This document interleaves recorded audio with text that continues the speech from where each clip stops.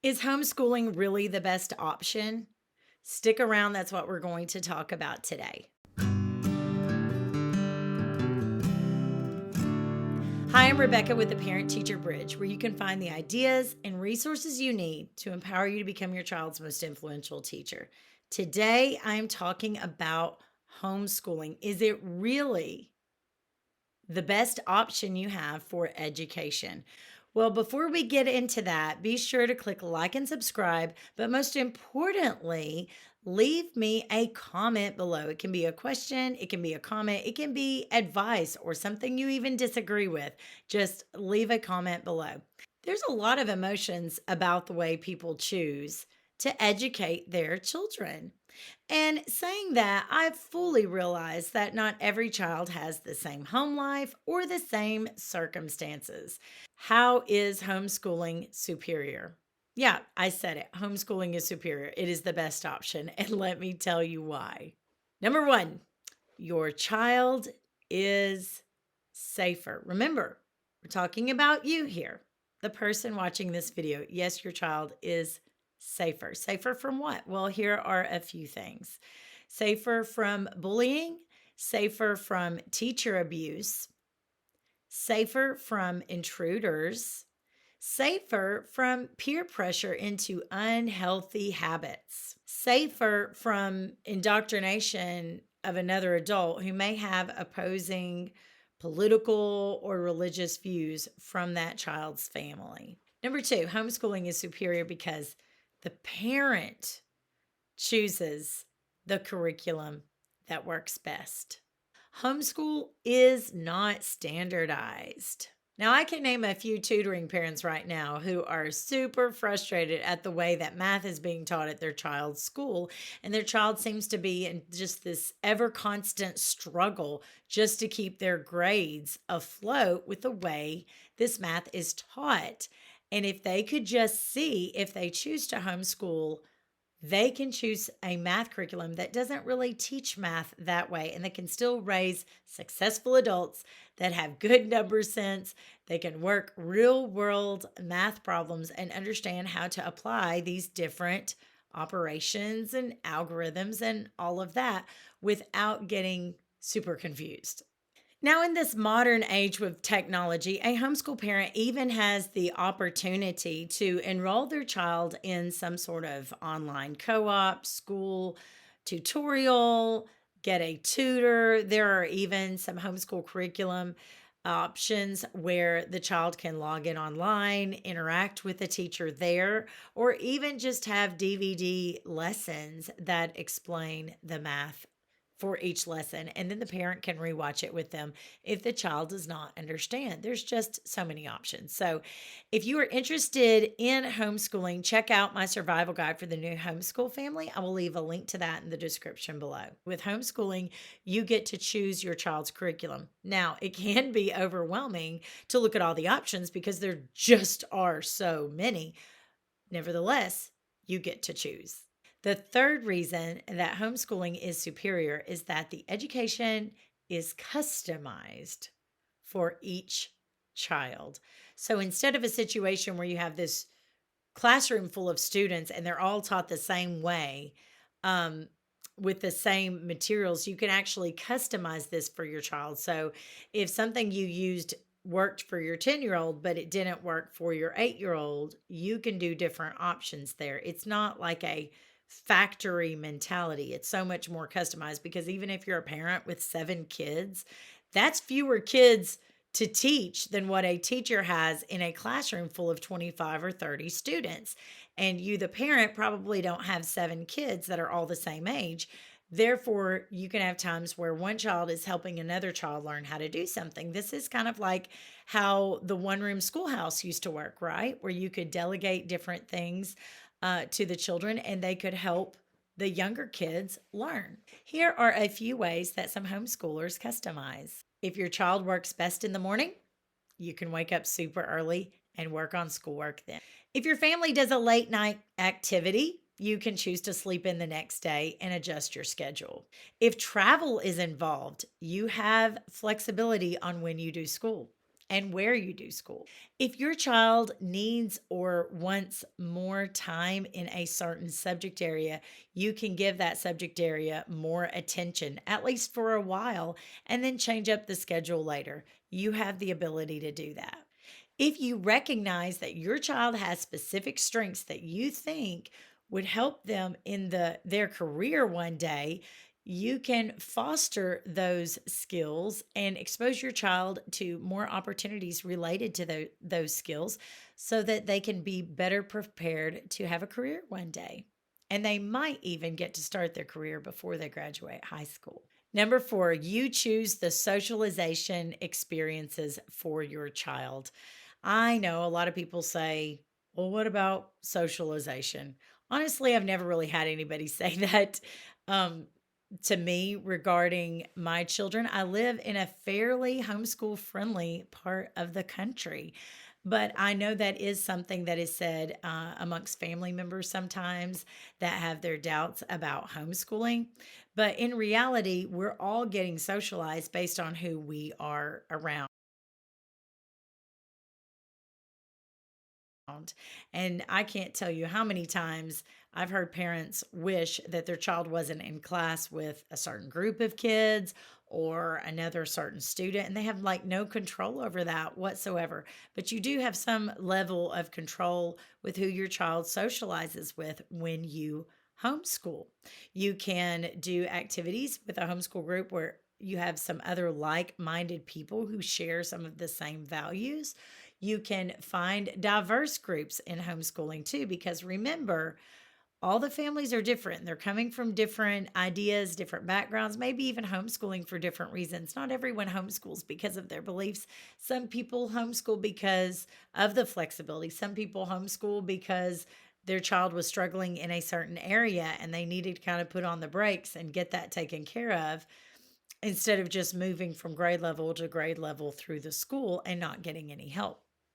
There will be times when your child might be in a group of homeschoolers and your child is the oldest one. In that case, that's an opportunity for your child to get to practice being a leader and helping other people that are younger, maybe building their confidence, especially if you have a child that's normally been somewhat timid. They're a little bit more likely to come out of their shell if they are the oldest child or one of the oldest in a certain setting. Your homeschooler is going to reflect some of the attitudes of the other children they are around. So, for example, if you are doing a co op or a tutorial with other homeschoolers and they choose to delay the use of cell phones with their children, then your child's not going to really be around that so much. And they're going to understand, hey, I'm not the only one. If they were in school and you were delaying cell phones, they might very much feel like they are the only one without one, as they see many students carrying them around during the school day. Now, if you're wondering about conflict resolution, if your child has siblings and they're at home all day with them, there is going to be plenty of times that your child can practice the socialization of conflict resolution, apologies, let's work out a better plan, and so on and so on.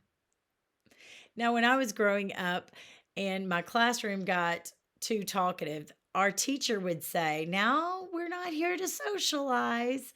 Did anyone else have that happen? Drop a comment below. But I find it ironic that teachers used to say, "We're not here to socialize." And then when you find someone who is against homeschooling, they're likely to say, "But what about being socialized?" Well, you know what? A lot of homeschoolers are choosing to homeschool because they don't want the socialization that is occurring in the public schools just because our culture has changed. Number five, homeschooling is superior because the parents don't miss out. You know, when I was teaching full time and my son was in preschool, I missed out on quite a bit. It was a rare occasion that I got to actually go to his school, visit there, or even attend any of the holiday parties. But guess what? When you homeschool, you can be present for those things because often you're going to be involved in either planning those activities or being a support to another parent friend who is planning those activities. So you don't miss out. You get plenty of opportunities to take little videos or photos along the way. So don't worry about missing out on a yearbook. You can make your own if you want, or just make a memory book or even a slideshow of the photos of all the wonderful things that you've done, from field trips to art projects and so on. So, after all that is said, do you agree or do you disagree? Leave a comment below. I say that homeschooling is a superior option of your child's education, because you know what? Even my friends who have children in private school don't get the benefit of spending the extra time with their child, choosing their child's curriculum, choosing who is around their child, choosing their child's teacher, so many things. They still have those issues to a degree, even if they have children in a really good private school. So think about these options and look into the idea of homeschooling. Be sure to check out some of my links below. And remember, parents, you are your child's most influential teacher.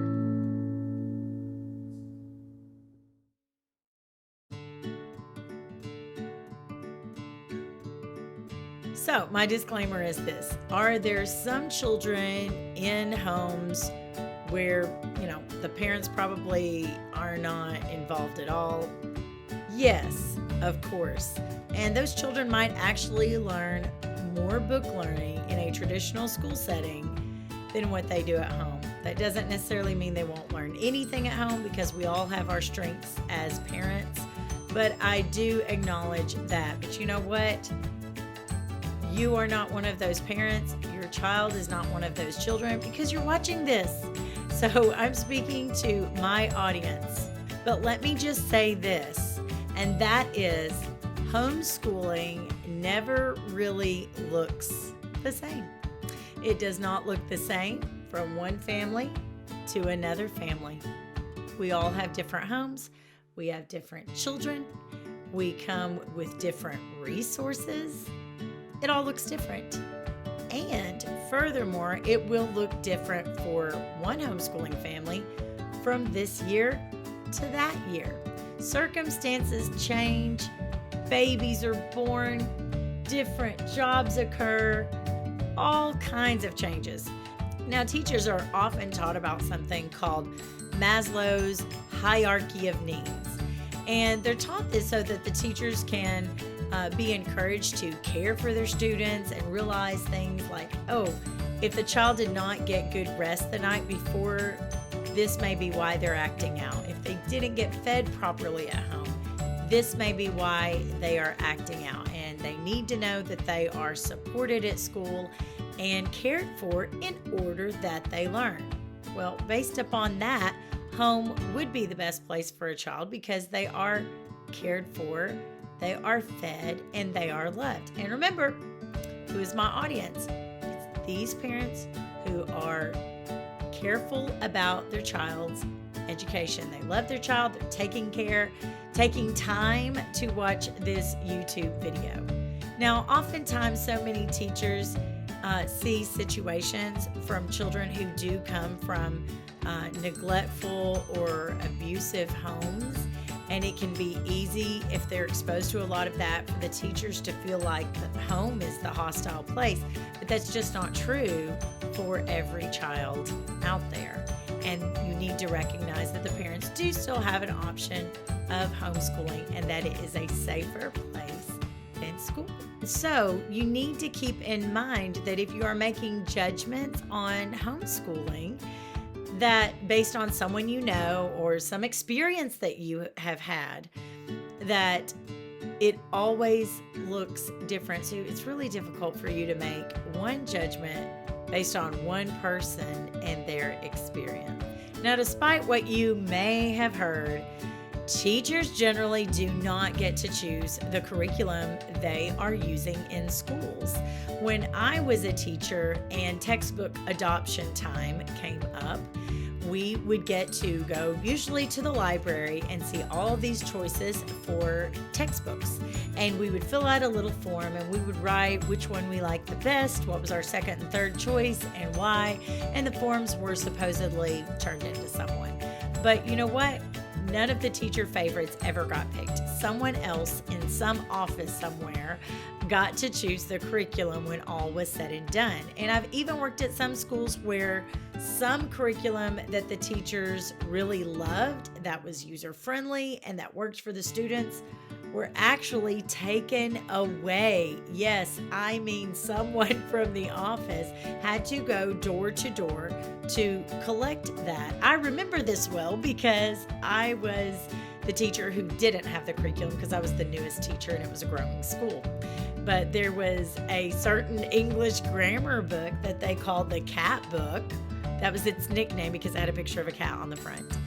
And they came around and collected all the cat books. They just did not like that the teachers were using them for no good reason, really. And they never gave the teachers anything to replace for that. So in that circumstance, the teachers were given standards, but never any curriculum to teach with. But not so with homeschooling. Now, before I left teaching in schools, the term differentiated instruction was a big buzzword. I don't even know if they say that anymore because this thing happens in education where you have these certain hot words, these certain buzzwords that are super duper popular and they're in all the teacher in services. And now I'm sure they're all hashtags on social media.